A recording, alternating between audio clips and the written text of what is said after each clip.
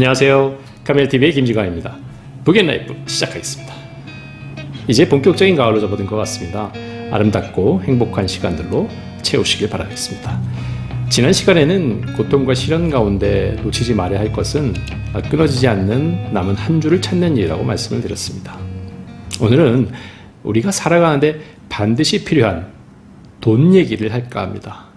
인간은 경제적 자립을 위해서 돈을 필요로 하죠.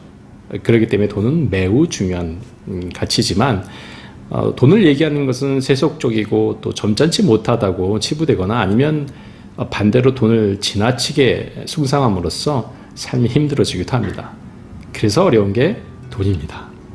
오늘은 평소와는 조금 다르게 책 소개부터 시작하겠습니다. 돈을 번다는 게 어떤 것인지, 또 돈은 어떻게 움직이는 것인지, 돈은 어디로 몰려다니는 것인지, 또 돈은 무슨 일을 하는지에 대한 이야기를 다룬 책을 소개해 드리고자 합니다. 바로 돈의 속성입니다. 이 책은 2020년에 출간돼서 어느덧 200세를 넘었었습니다. 이건 많은 독자들이 돈을 그만큼 중요하게 여기고 부에 대한 욕망이 가득한 시대에 살고 있다는 걸 반증하는 것이라고 생각됩니다. 저자인 김승우 회장은 글로벌 외식그룹인 스노우폭스 그룹의 회장입니다.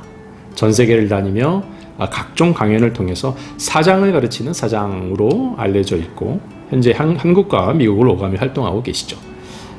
김밥 파는 CEO, 또 생각의 비밀 이런 베스트셀러 책의 저자이기도 합니다. 지금은 외식기업 이외에도 금융업 또 부동산업 이런 다양한 회사를 소유하고 있습니다. 그리고 또 하나 스노우폭스라는 출판사도 갖고 있죠. 이 책인 돈의 속성 또한 당연히 스노우폭스에서 출간이 되었었습니다. 그리고 제 두 번째 책이 조만간 스노우폭스에서 출간될 예정이라 개인적으로는 더욱 친근감을 느끼고 있습니다. 저자는 대학을 졸업하고 미국으로 건너가서 트럭 과일 행상을 시작했습니다. 그 후 이불가게, 지역신문사, 컴퓨터 조립회사, 주식거래소 등 닥치는 대로 이런저런 사업을 운영했지만 실패만 거듭했죠. 그랬던 저자가 현재 연매출 1조 원이 넘는 그룹을 운영하고 자신의 자산이 얼마인지도 모를 정도가 되었습니다. 대부분 돈과 부를 다루는 책들이 현실과 동떨어지거나 반대로 본인의 자랑으로만 끝나서 위화감을 조성하는 데 반해 이 책은 저자 자신이 여러 번 사업을 실패한 끝에 경제적 자유를 얻은 그 경험을 이야기하고 있기 때문에 더욱 설득력 있게 다가옵니다. 저자가 바닥부터 최상의 위치까지 올라가는 그 과정에서의 돈의 여러 속성을 자세히 경험했기 때문이죠. 특히 이 책은 어떻게 하면 부자가 되는가, 무엇을 하면 돈을 많이 모을 수 있는가 이런 방법론을 단편적으로 다루지가 않습니다. 그보다는 돈을 어떻게 바라봐야 하는지에 대한 자신의 생각과 경험을 전반적으로 얘기하죠. 그리고 돈에 대한 철학과 자기관리의 중요성도 전하고 있습니다. 저자는 우리가 돈에 대해 공부하지 않고 또 돈에 대해 얘기하는 걸 부끄러운 일로 치부하고 있다고 지적합니다. 그래서 돈에 대한 정보는 넘쳐나지만 그 정보에 대한 올바른 판단 기준을 갖추는 것이 반드시 필요하다라고 말합니다. 책 본문의 몇 구절을 읽어드리도록 하겠습니다. 빨리 부자가 되는 유일한 방법은 빨리 부자가 되지 않으려는 마음을 갖는 것이다. 빨리 부자가 되려는 마음은 누군가와 나를 비교하고 있거나 주변에 나를 과시하고 싶어하는 마음이 그 본질이다. 부는 차근차근 집을 짓는 것처럼 쌓아 나아가야 한다. 주식을 사서 오르면 팔 생각을 버려야 한다. 주식은 파는 것이 아니라 살 뿐이라는 생각을 가져야 한다. 내가 산 주식이 사자마자 빨리 오르면 좋은 일이 아니다. 오래 천천히 길게 올라야 한다. 그래야 내가 돈을 더 모아서 그 좋은 주식을 더 가질 수 있기 때문이다. 내가 돈을 버는 이유는 시간을 사기 위해서다. 나는 내 자산으로 나의 인생을 나에게 선물한 사람이다. 내가 무엇을 하든 하지 않든 모두 내 자유다. 돈을 벌어 시간을 샀더니 시간이 나를 더 좋은 정보를 얻을 수 있게 해준다. 이 선순환은 계속 돌아갈 수 있다. 내 삶에서 가장 중요한 것은 내가 주도하는 삶이다.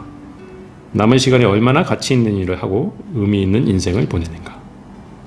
친구랑 어울려 다니고 커피숍에서 노트북을 열어놓은 것이라면 무언가 크게 잘못하고 있는 것이다. 당신이 할 수 있을 때 죽기 살기로 노력하고 공부하고 기록하고 개선하고 참여하라. 쓸데없이 위세나 허영심 때문에 밥값 내고 다니지 마라. 돈 많으면 밥값은 당연히 내야 된다고 믿는 사람들과 어울릴 필요 없다. 폼이나 명예는 그런 데서 나오는 것이 아니다. 남의 돈을 존중할 줄 아는 사람에겐 밥값 몇 번 더 내줘도 되지만 당연시 여기는 사람들까지 챙기면 내 돈이 나를 욕한다. 개인적으로는 자본소득이 근로소득을 넘겨야 경제적 부를 얻을 수 있고 또 더 이상 일하지 않아도 되는 상황을 만들어내는 것이 부자의 첫걸음이라는 얘기에 공감을 많이 했습니다. 그러나 무엇보다도 저자는 자신이 하고 싶은 일을 자의적으로 하고 그 가치를 느끼면 그것이 워라밸이고 소확행이라고 말합니다. 그렇습니다. 부자가 된다고 행복한 것도 아닙니다. 어쩌면 지킬 것이 많아져서 불안하고 걱정이 많아질 수도 있죠. 그리고 더 큰 부자를 보면 초라해집니다. 수조 원의 재산을 가져도 스스로를 비교하는 한 빌 게이츠나 일론 머스크 앞에 서면 초라하게 느낄 수밖에 없기 때문이죠. 좋은 집, 비싼 차, 명품, 호화로운 음식 이런 것들을 계속 가져야만 만족이 있는 상태라면 평생 자신보다 더 큰 부자는 만나지 않아야만 합니다. 근데 이게 가능한 일이고 행복한 일일까요? 그런 관점에서 욕망을 적절하게 제어하는 것이 매우 중요합니다. 철학자 L.A. 프롬은 자신의 책 소유냐 존재냐에서 삶의 방식을 소유 양식과 존재 양식으로 나누었었죠.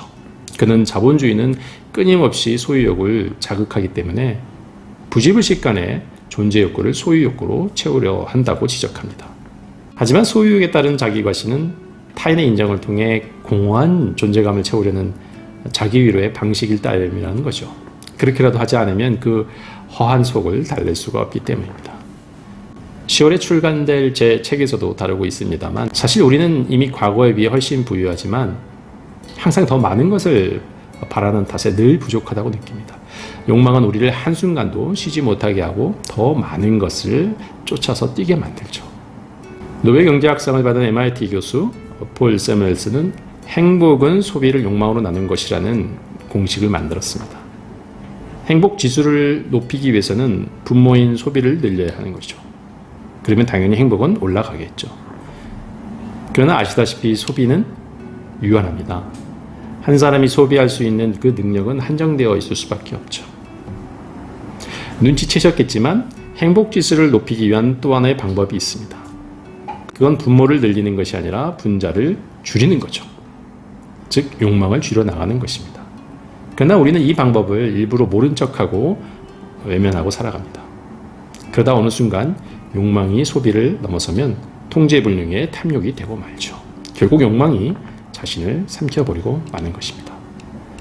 드라마 오징어 게임의 최우승자는 거액의 상금을 획득한 주인공일까요? 저는 그렇게 보지 않습니다.